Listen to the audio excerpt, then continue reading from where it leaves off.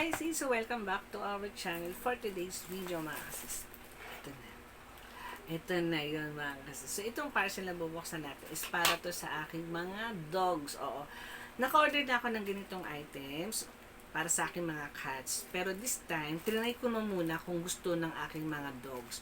Kaya mga kasis, buksan na natin.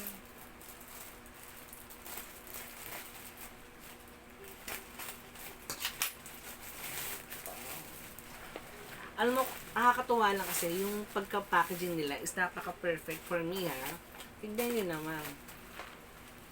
May label talaga ng kanilang brand and then talagang secure talaga yung aking items.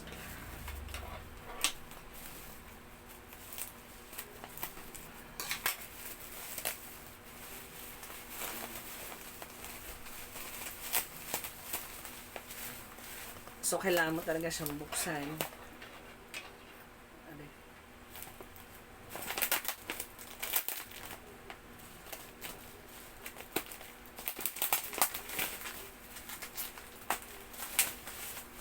So, ayan naman kasi.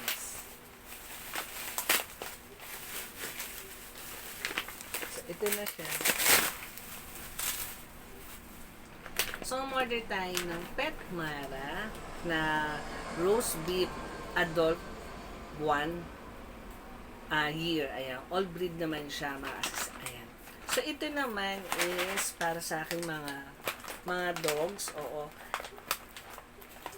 So, ito yung flavor niya, roast beef. So, maraming flavor to mga asis. So, ito na muna yung itatry ko muna kung magugustuhan ng aking mga dogs. Pero yung mga cats ko is ito na yung food talaga nila. So, ayan. First time kong order ng mga Pet Mara for dogs. Akala ko kasi for cats lang. Pero, sa flavor lang kasi mga kasi. So, tingnan nyo naman. O, diba?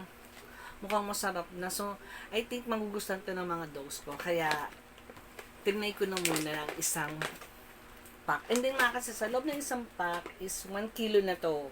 Parang nabili ko siya is 100 plus, mga ganun. So, ayan o. So, lahat na ng breed, lahat na ng dog breed, pwede siya. Ayan o. Reduce and dental plaque.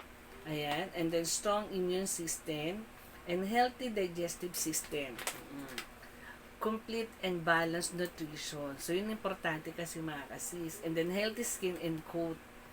And then, strong bones and teeth. Oo. Katulad ngayon, yung mga dogs ko is talagang nagpa-groom kami, nagpa-toothbrush kami doon. Oo. So, yun. Ganun ko kamahal ang aking mga fur babies. So, yun lang mga kasis. Maraming salamat. Sinamahan niyo ako dito sa ating Pet Mara unboxing. So, yun lang mga kasis. Maraming salamat. So, don't forget to like and subscribe.